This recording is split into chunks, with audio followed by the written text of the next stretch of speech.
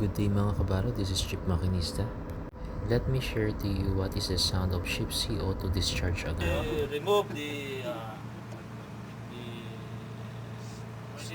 emergency switch stop engine part, and then we jump, we connect the contacts of AS1 and AC1.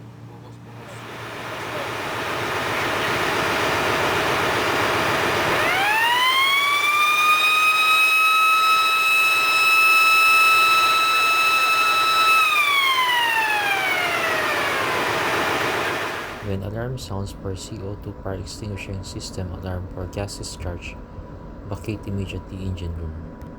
The firefighting gas is being discharged. Thanks for watching mga kabaro, until next time.